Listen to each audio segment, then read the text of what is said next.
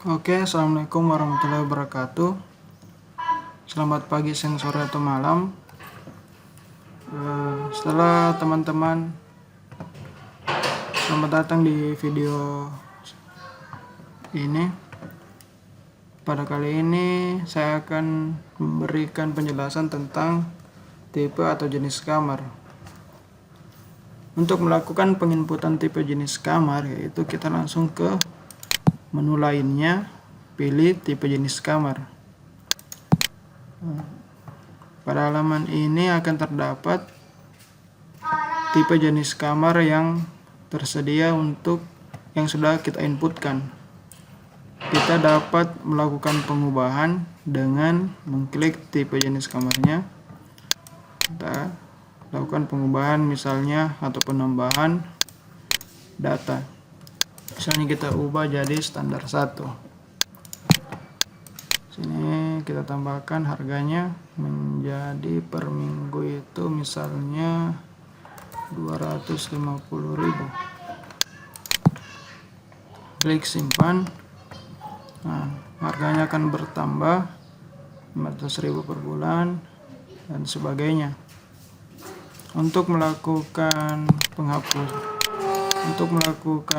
penambahan, klik tombol tambahnya.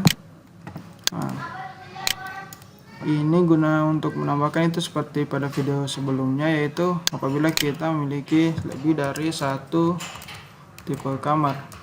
Misalnya ini standar 2, fasilitasnya mungkin kipas angin,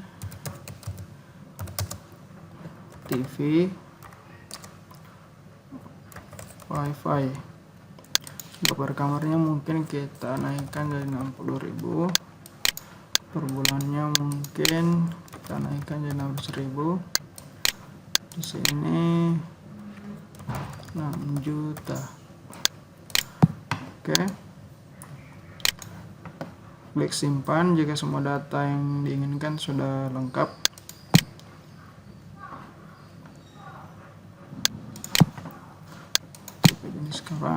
Tipe jenis kamarnya sudah jadi 2. Standar 1, standar 2. Misalnya kita ingin melakukan penambahan lagi, eksklusif. Fasilitasnya kita tambahkan misalnya AC, wifi,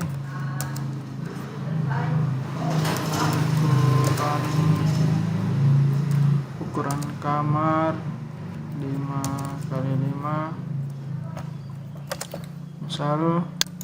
Misalnya per harinya kita masukkan di sini 100.000, per bulannya 1 juta, per tahunnya misalnya 10 juta.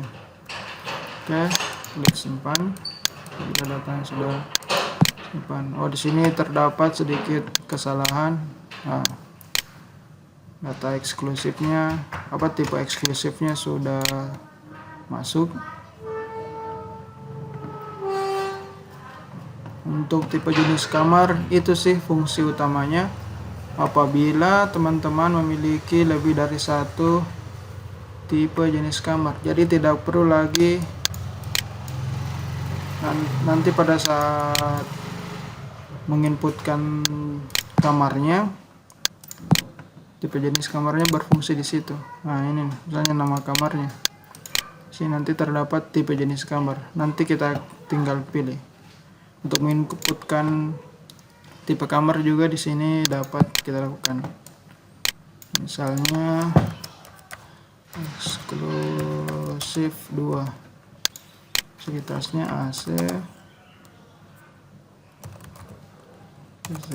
Misalnya ini ya, WC dalam, wifi 20 Mbps, ukuran ini misalnya saja ya, di teman-teman sesuaikan dengan kebutuhan masing-masing.